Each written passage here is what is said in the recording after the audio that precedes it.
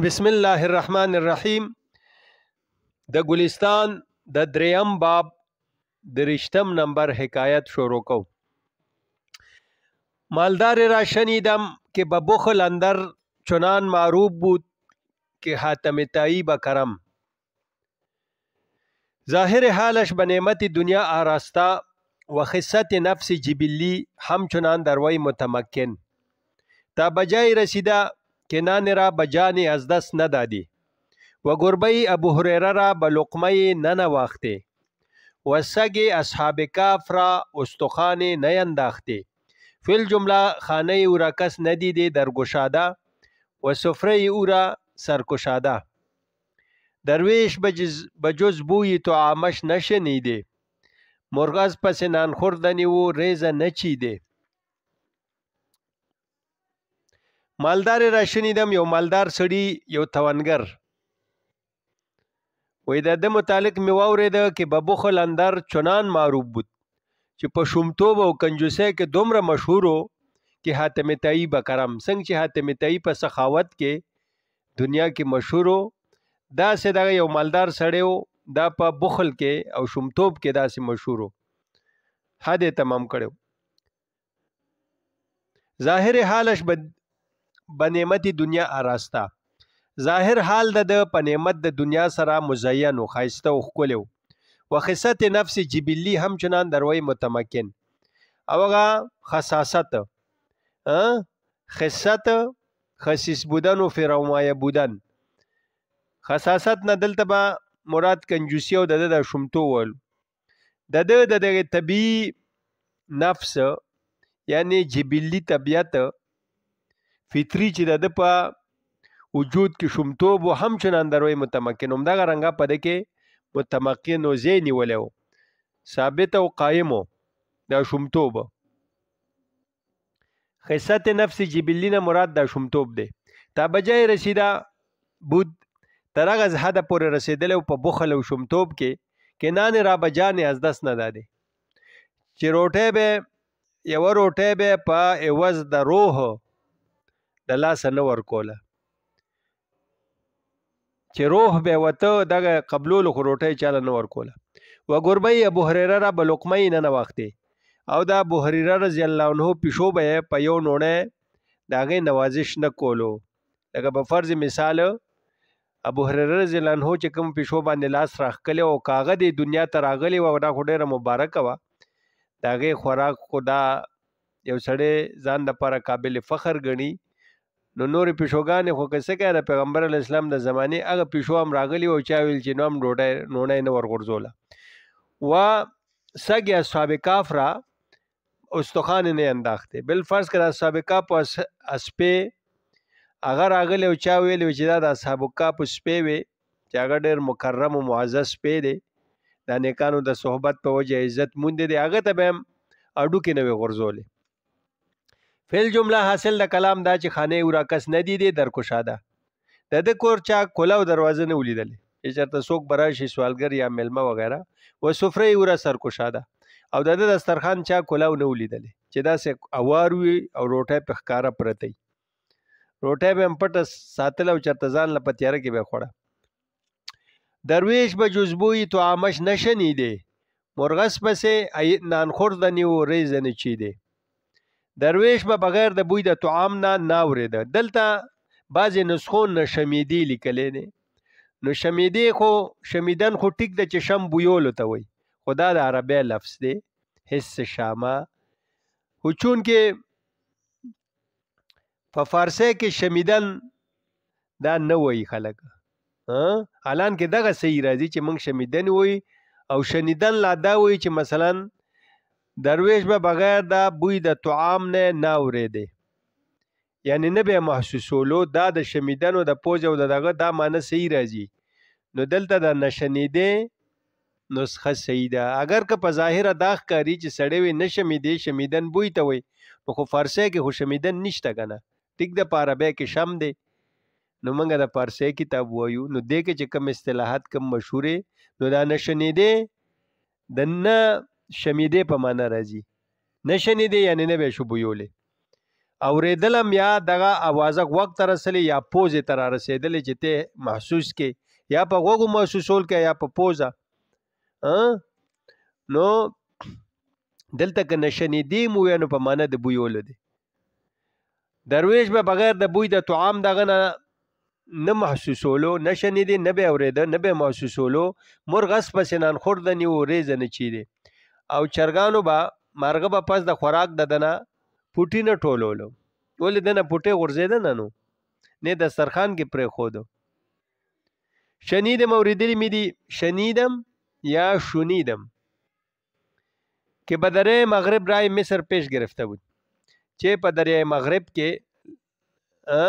کم سمندر چې دی او په لار کې مصر راځي دا یې مخې ته نیولی و. په دریای مغرب کې د مصر په طرف روانو و خیال فرعوني در سر او خیال فرعوني د تکبر په سر کې و.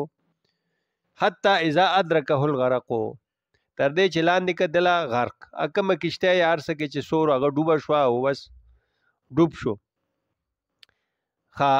ناگه باد مخالف به کشتی برآمد چنان که گوین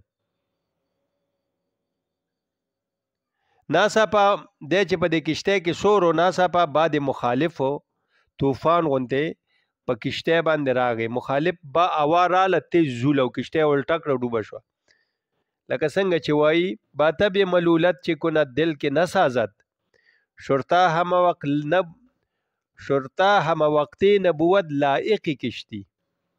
او یو نسخه کې داسې راغلی چې شرطه همه وقتی نبوت لاحقی کشتی.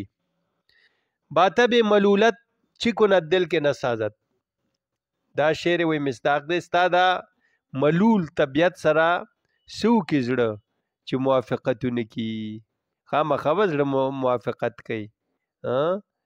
ستا ته به خدا نه غواړي چې ته د غرق شې، تا ته د نقصان ورسي، زړه خو موافقت نه کوي خو مجبوری ده. شرطه همه وقت نبوت لایق کشتی.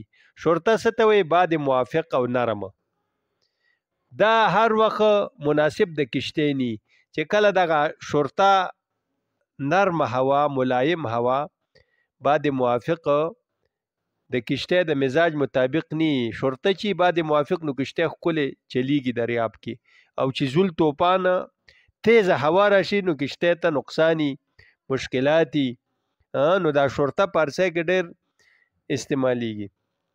مثلا حافظ شیرازی وایي کشتی شکستگانم ای باد شرطه برخیز. یا وی کشتی نشستگانم ای باد شرطه برخیز. څه مطلب چې کشتی منګه کشتی ماته شوې ده ای موافقه هوا برخیز را پاس راوالو زه ته چرته. باد شرطه یعنی باد موافق چې د مزاج او د کشتی د تلو موافق وي، تیز زول نه وي. یا کشتی نشستگانې موږ په کشتی کې ناست یو، کشتی د روانېدو ضرورت دی. ای باد شرطه برخیز راوالوزه باشد کې باز بینیم دیدار آشنا. موږ روان یو کېدای شي چې بیا ووینو د خپل اشنا دیدار وکړو. ای موافقه هوا راوالوزه او زموږ دا کشتی په سمندر کې وړاندې کا، د معرفت په سمندر کې وړاندې بوزه، حد منزل مقصود ته ورسوه. نو شرطه همه وقت نبوت لائق کشتی مناسب د کشتی او بل لاحق کشتی یعنی ملحق پیوسته د کشتی نه بعد شرطار وخنی. دواړه نسخې صحیح دي خدا بسازد ورسا باطب ملولت چې کند دل کې بسازد. بسازد هم راغلی خدا نسازد صحیح راځي. دست دعا برآورد و فریاد بے فرده کردن گرفت. لاس د دعای اوچت که او بے فیده فریاد شروع کو. لکه څنګه چې قرآن کې راځي د کفار او مشرکینو متعلق فیضا رقیبو پل کې کله چې دوی سوار شي په کشتی کې دعوا الله مخلصین له الدین بلی الله تعالی لرا یا الله تعالی ته سوال کې په داسې حال کې چې خالص کون کې وي د هغه لپاره د دین د کده د آیت مصداق دست تضرع چې سود بنده محتاج را وقت دعا بر خدا وقت کرم در بغل. لاس د عاجزی او تضرع وې څه فایده کوي محتاج بنده لره چې په وخت د دعا کې خدای ته لاس اوچت کې خو چې وخت د کرم او سخاوت نو بیا په ترخ کې نیولي سخاوت او د خدای په لار کې کرم نه کوي. نو دا بیا فایده نه کوي چې د خدای په لار کې ته ډېر شوم سړي سوال نه قبليږي. السخي قریب من الله قریب من الناس قریب من الجنه. او بخیل چې دی دا د خدای نم لري دی او دا بنده نم لري دی او دا جنت نم لري دی. شومتوب ښه شی نه دی. الزر سیم راحتی برسان خیشتن هم تمتعی برگیر چون که این خان است تو خواهد مان خشتی از سیم و خشتی از زرگیر. د زر سیم د سرو سپینو نه خلکو ته راحت ورسوه، فایده ورسوه، یا مراد مال و دولت دی. د خپل مال و دولت نه خلکو ته فایده او راحت ورکا. خیشتن هم تمتعی برگیر، په خپل هم ته فایده او نفع اوچته کا، نفع حاصله کا. چون کې ان خانه است تو خواهد مان، چون کې هر کله چې دا کورس تا نه پاتې کېدونکی دی. خشتې از سیم و خشتې از زرګیر، یو خښته د سپینو زرو او یو خښته د سرو زرو فرض کا. دا یو شی دی. اوردان راوړي دي کې در مصر اقارب درویش ته چې په مصر کې خپلوان محتاجان لرله.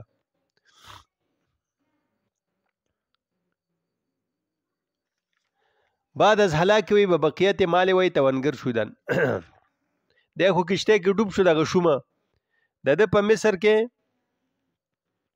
خپلوانو د او هغه غریبانانو. بعد از هلاک وی نو چون کې د مړ شو د میراث تقسیم شو. پخوا خو به خلکو میراث په صحیح طریقو سره تقسیمولو، نو هر چاته پکې حصه ورسېده رشتہ دارو ته. نو پس د هلاکت د نه به بقیت مال وی توانگر شدن. د چې مړ شو د ډېر مال دولت و، پاغه میراث د مال د مالدار شو. و جامهای کوهن به مرګ او بدریدن، او جامې زړې جامې د په مرګ باندې وشلولې، هغه وغورځولې، پیسې ورته ملو شوې، ځان له نوې جامې واغشته. و خز دمیاتی به یوازیان بی بریدن، او خز او دمیاتی په یوز داغه دا قیمتي کپړې دي. خز اصل کې دا یو زناورو چې د هغې سرمن بیا ویسته هغه ډېره قیمتي وه، او هغې نه بیا وایي د جامو دا استر کولو ډېره قیمتي کپړه وه، ښکلې به میلاوېدم نه. داسې یو دغه زناورو چې هغه به خلکو دغه که نو د هغې نه بیا څه کولو جامې جوړولې، د هغې نه قیمتي کپړه وه نه به میلاوېده نه. نو دا مثال ورکړه د هغه وخت کې مشهورو. او دمیاتي کپړه د دمیات کې به جوړېده، دا هم لکه ډېره قیمتي دغه وه کپړه وه. ښه به هر حال یعنی دی وایي چې نقیب احمد دی چې دا دمیات چې دی دا یو ښارو په مصر کې دې کې به دغه جوړېده، دغه کپړه دا ډېره مشهوره وه او ډېر زیات شهرت یې مونته د دمیاتي کپړې، لکه یو ښار یو علاقه په یو کپړه کې مشهوره شي. نو دغسې دا ښځو دمیاتي کپړې په هغه وخت کې نو وایي دیو ځان له د ښځو دمیاتي کپړې جوړې کړې، زړې جامې وشلولې او اعلیترین تانونه یې ځان له واغېسته د اعلیترین کپړو. همداران هفته کې ردي د په دغه هفته کې مې یو لره ولیده برباد پای روان چې پاس باندې روانو. باد پای نه مراد تیز رفتار است وایي، باد پای چې د هوا په شان خپې لګي او منډې وایي. په تیز رفتار اس باندې روانو او غلام پری پیکر در پي او دوان، او یو غلام پری پیکر خولې روس تور پسې منډې والي. غلام هم بیا پیدا کړی وغه وارث پاس باندې سور او خولې کپڑے چولې وي. واه کې گر مرد باز گر دیده بسرایو قبیله او پیوان رد میراث سخت تر بوده وارثان راز مرګ خیشاون. واه دا د افسوس کلمه ده کچره مړ بیا واپس ژوند کېده، واپس کېده چرته خپل سره او خپل کور او قبیله او اقارب ته دا مړ چرته واپس راتلې ژوند کېده. نو رد میراث سخت تر بوده، دا د میراث واپس کول به سخت وي د خپلوانو ته چې کوم د میراث رسیدلی بیا نړه کېده. وارثان راز مرګ خیشاون، وارثانو لره د مرګ د رشتہ دار نه چې په هغې څومره دوک ور رسېده چې سړی مړ شي رشتہ دار خپوي که نه، نو که دا بیا واپس ژوند کېدی نو دا رد د میراث به دغسې دیو ته ګران وي.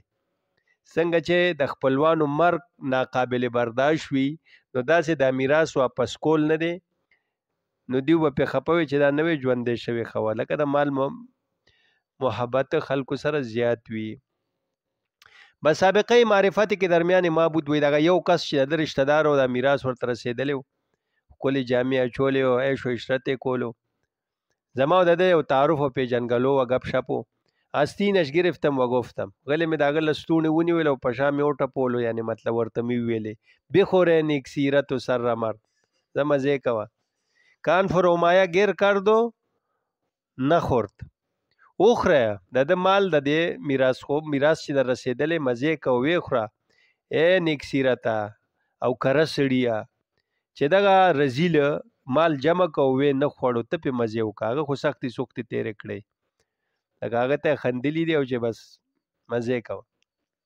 حکایت سیاد ضعیف را ماهی قوی بدام افتاد و طاقت حفظ ان نداشت یو کمزوری ښکاري لره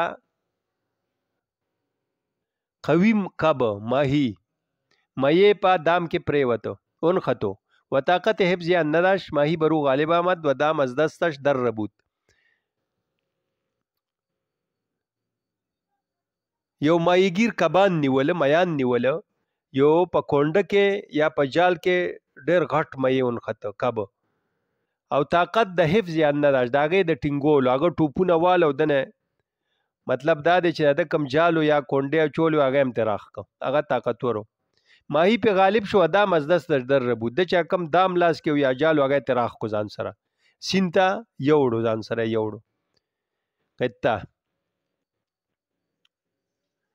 شد غلامه کیا بجو آرد بجو آمدو غلام ببرد وی غلام شد په معنا د رفته لاړو غلام چې د لختینا د رو د اوبه راوړي جوی دا ویاله یا لخته یو خو غټ نیری دلته ته نیر مراد نه دی جوی عام لختو ته چې د پټو ته پکې اوبه راځي دا واړه واړه نه دغه چی بجو آمد دلته ورته نهر لیکلې اوبه د لختی الان کې نهر وای هغه ته پارسه کې آبی جو آمد و غلام ببرد دغه لختی اوبه رالی غلام یوړو لختی او غټ اوبه پکې تیز را روان وي د ځان پسې راخ کا دام هر بار ماهی اور دی دام بهر پیرا مئی راوړو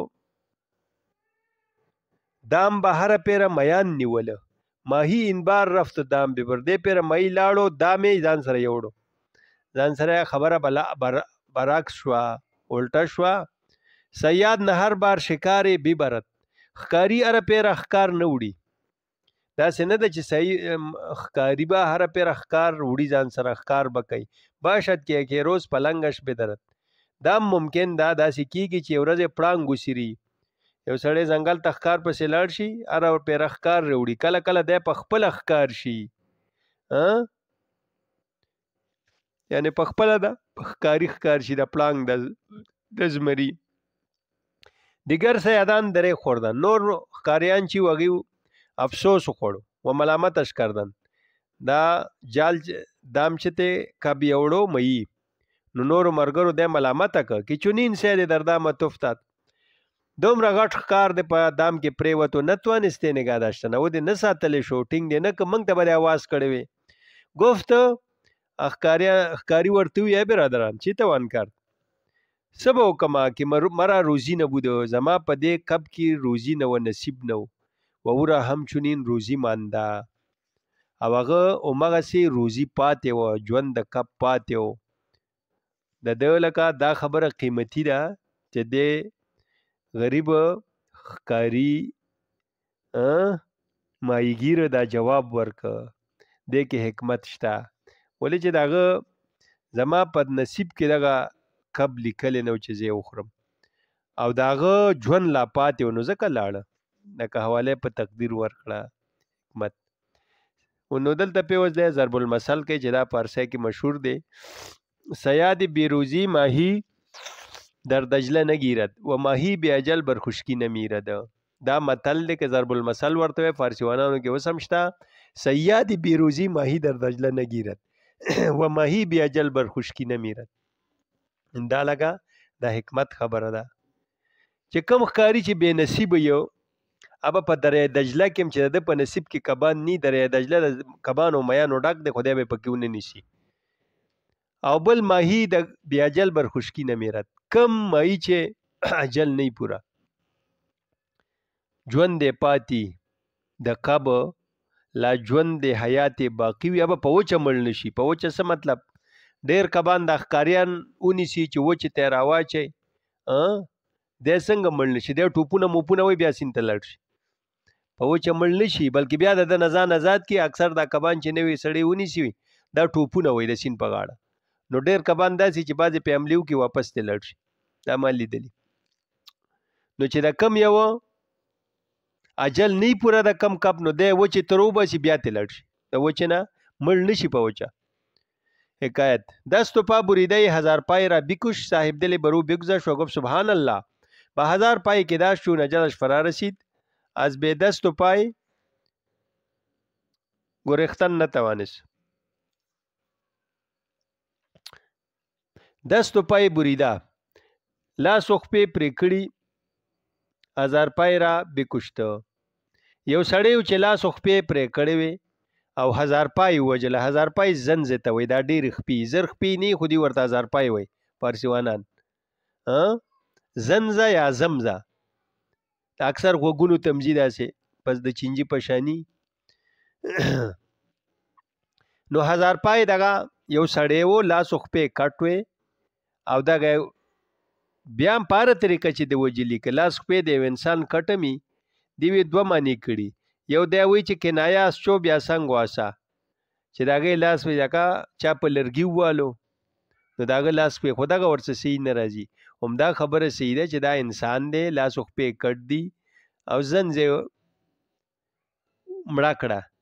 صاحب دل برو بگذشت. یو صاحب دل نیک سړی په هغې تیر شه او ویلې دغه صاحب دل سبحان الله په 1000 پای کې دا شو نجلش فرا رسید از بې دست و پای ګریختن نتوانست. ده داسې ګپ شان لګول یو ټوکه وکړه.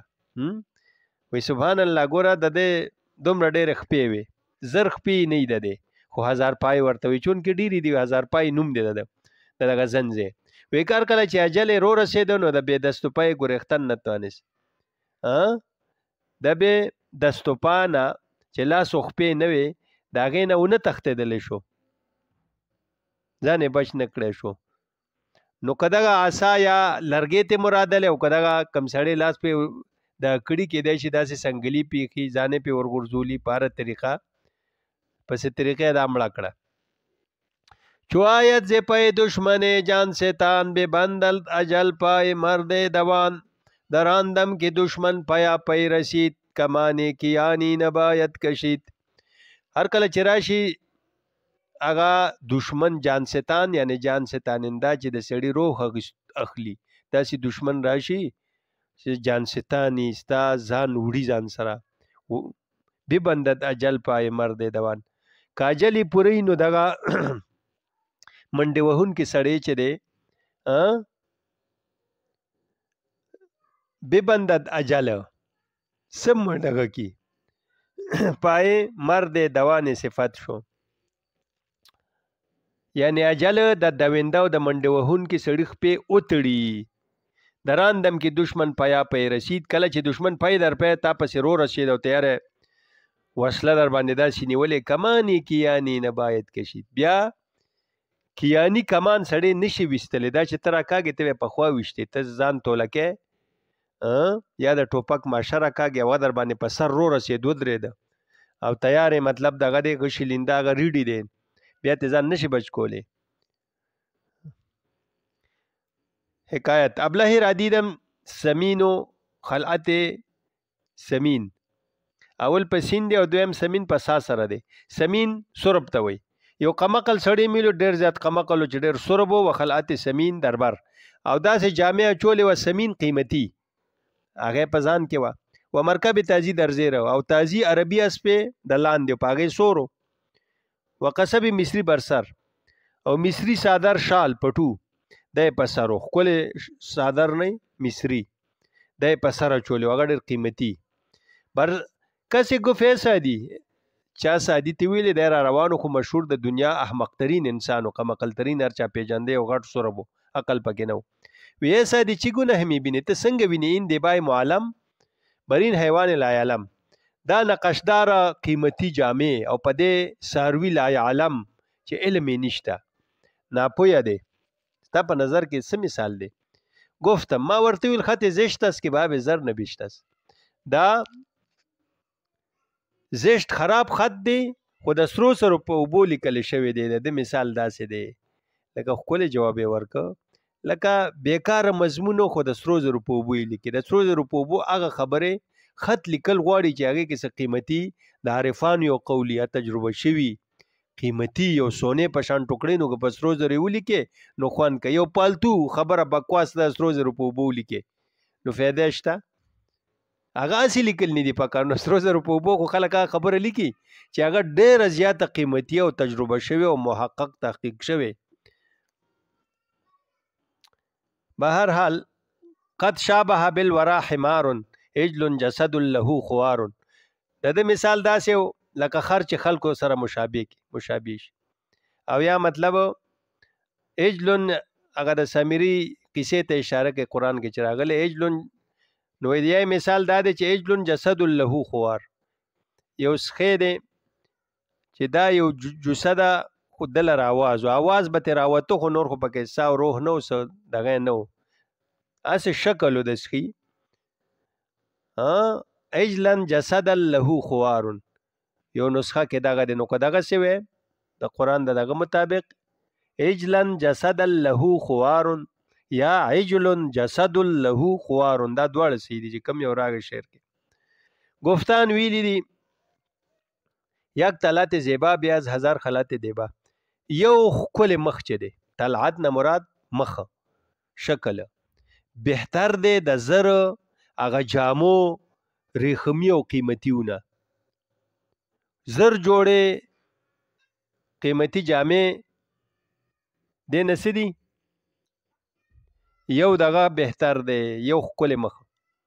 شریف گر متضاعف شود خیال مبن، شریف گر متضاعف شود خیال مبن که پایگاه بلندش ضعیف خواهد شد و راستانه سیمین به میخ زر بزند گمان مبر که یهودی شریف خواهد شد.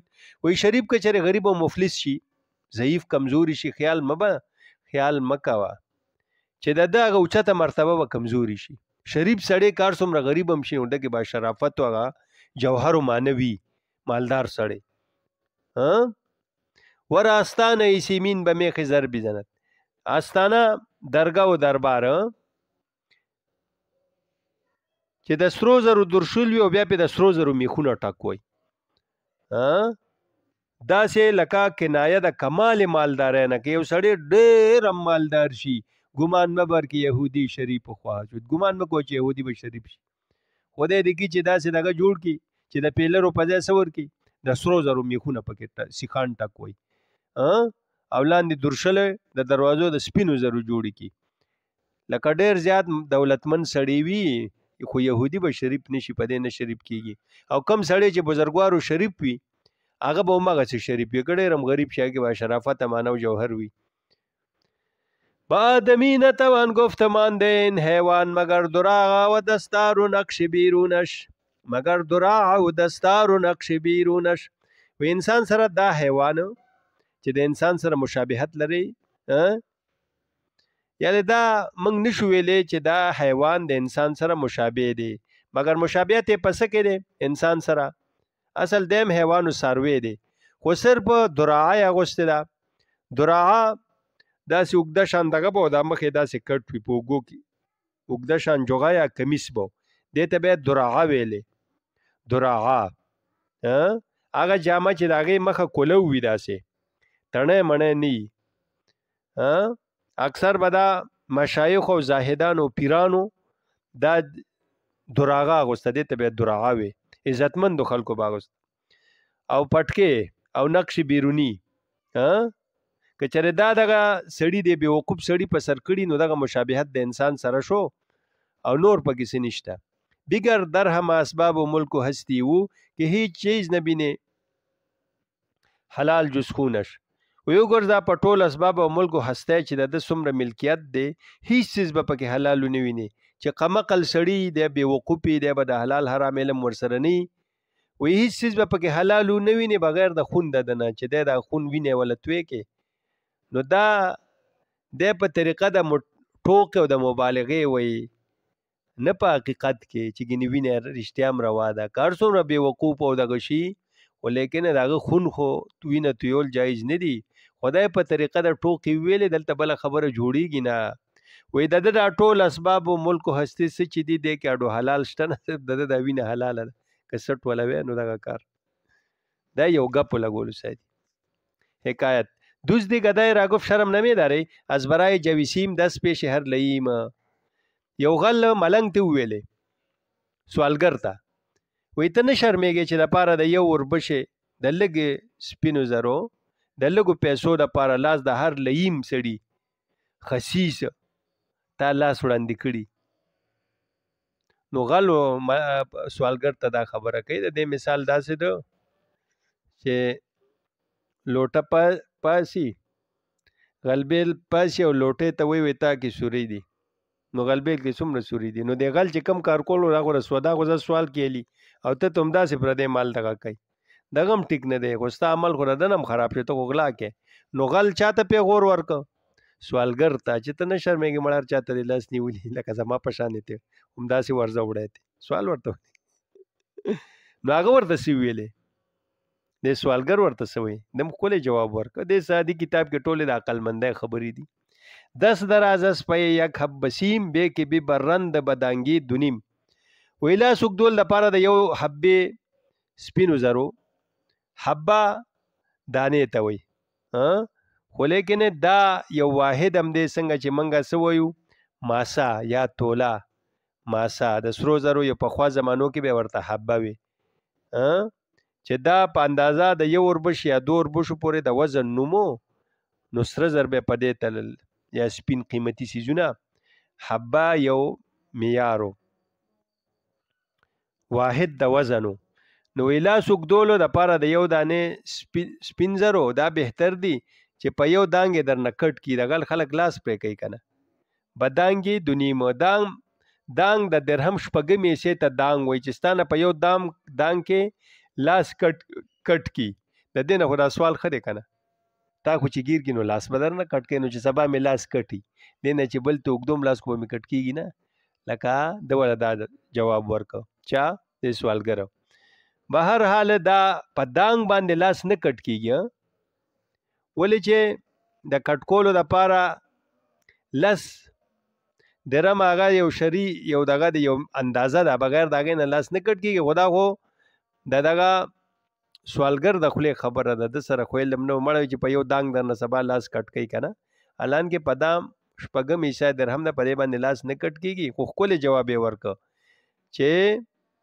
د یو دانه سپینو زرو د پاره حبه څومره وزنی یو وربشه یا دوا یا دانه